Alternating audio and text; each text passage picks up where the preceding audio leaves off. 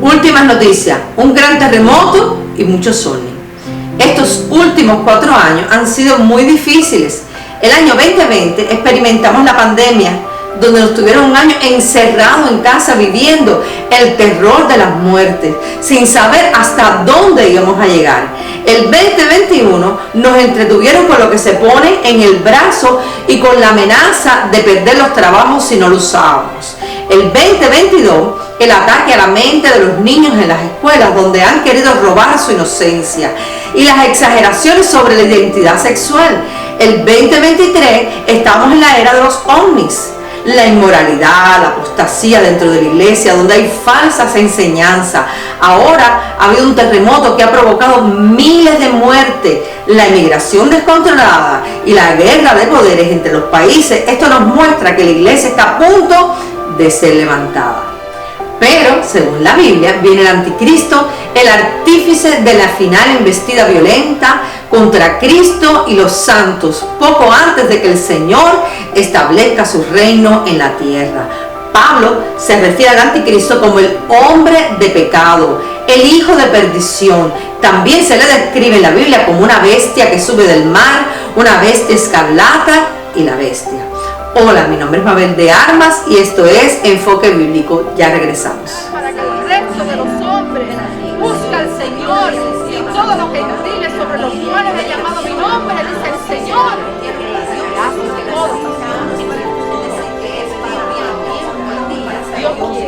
En 2 de Tesalonicenses 2, del 3 al 4 dice: nadie os engañe en ninguna manera, porque no vendrá sin que antes venga la apostasía y se manifieste el hombre de pecado, el hijo de perdición, el cual se opone y se levanta contra todo lo que se llama Dios o es objeto de culto, tanto que se sienta en el templo de Dios como Dios, haciéndose pasar por Dios. Hay señales de la venida de Cristo. A diferencia del arrebatamiento, la venida del anticristo no será sin advertencia. Varias señales indican su venida y aparición. Por lo menos 3 acontecimientos deben ocurrir antes que aparezca sobre la tierra. Número 1, el misterio de la iniquidad. Esa actividad secreta de los poderes del mal que son evidentes en todo el mundo, porque ya está en acción el misterio de la iniquidad. Solo quien al presente lo detiene hasta que él a su vez sea quitado de en medio. 2 de Tesalonicenses 2:7. Esto aumentará hasta que llegue a su clímax en el ridículo completo y desacato de las normas y los mandamientos que se consideran sagrados en la Biblia. Debido a un espíritu prevaleciente de pecado, el amor de muchos se enfriará, pero habrá un remanente que se mantendrá fiel en la fe apostólica revelada en el Nuevo Testamento. Por medio de los fieles creyentes, la iglesia seguirá luchando, esgrimiendo la espada del Espíritu. Número 2, ocurrirá la apostasía, que significa partida, caída o abandono. En los últimos días, muchos en las iglesias profesantes se apartarán de las verdades bíblicas. Tanto Cristo como Pablo describieron un cuadro deprimente de la condición moral, espiritual y doctrinal de gran parte de la iglesia visible al concluir la época actual. Pablo en particular subraya que a las iglesias las invadirán los impíos en los últimos días. Esa apostasía dentro de la iglesia tendrá 2 dimensiones: la apostasía teológica y la apostasía moral. La apostasía teológica es la desviación y el rechazo de parte o de todas las enseñanzas originales de Cristo y los apóstoles. Los falsos dirigentes ofrecerán salvación y gracia barata y pasarán por alto la exigencia de Cristo del arrepentimiento, la separación de la inmoralidad y la fidelidad a Dios y sus normas. Serán populares los evangelios falsos que se centran en los deseos humanos y en metas egoístas. Gálatas 1, del 8 al 9 dice: mas si aún nosotros o un ángel del cielo os anunciare otro evangelio diferente al que os hemos anunciado, sea anatema. Como antes os he dicho, si alguno os predica diferente evangelio del que habéis recibido, sea anatema. La apostasía moral es la interrupción de la relación salvadora que se tiene con Cristo a la vuelta al pecado y a la inmoralidad. Es posible que los apóstatas proclamen la doctrina correcta y la enseñanza del Nuevo Testamento, pero abandonen las normas de moralidad de Dios. Muchas iglesias tolerarán lo que sea a cambio de aumento de asistente, dinero, éxito y honor. El Evangelio de la cruz, con su llamado a sufrir, renunciar radicalmente al pecado, a sacrificarse por el reino de Dios y negarse a sí mismo, se volverá algo extraño. Este tipo de iglesia se volverá tan popular que alcanzará proporciones increíbles y caerá la ira de Dios sobre los que rechazan su verdad. Número 3. Un acontecimiento decisivo puede ocurrir antes de que pueda revelarse el hombre de pecado y pueda comenzar el día del Señor. Que no os dejéis mover fácilmente de vuestro modo de pensar, ni os conturbéis ni por espíritu, ni por palabra, ni por carta, como si fuera nuestra, en el sentido de que el día del Señor está cerca. Nadie os engañe en ninguna manera, porque no vendrá sin que antes venga la apostasía y se manifieste el hombre de pecado, el hijo de perdición. Segunda de Tesalonicenses 2, del 2 al 3. Cuando la iglesia sea quitada de en medio, que es lo que detiene al hombre de pecado, puede comenzar el día del Señor.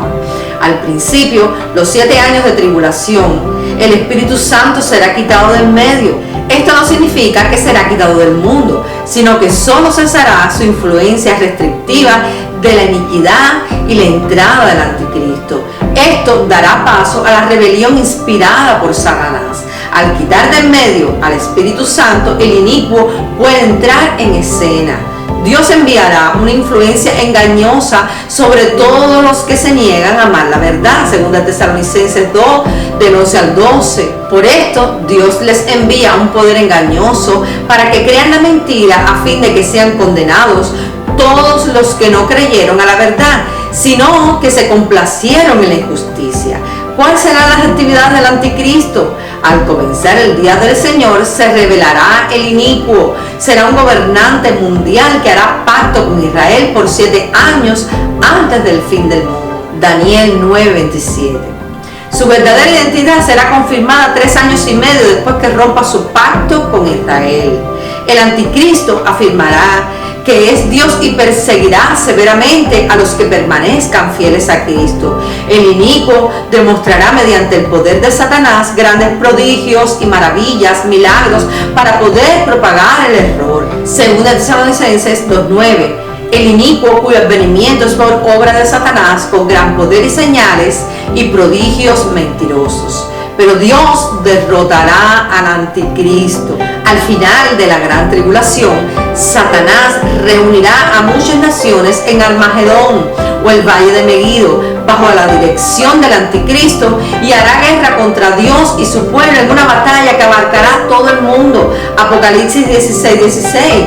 Cuando llegue ese momento, Cristo volverá e intervendrá de manera sobrenatural para destruir al anticristo y a sus ejércitos y a todos los que desobedecen el Evangelio. La iglesia de hoy en día debe despertar de este sueño, dejar las fábulas y empezar a abrir su Biblia, porque los acontecimientos gritan que están al sonar las trompetas.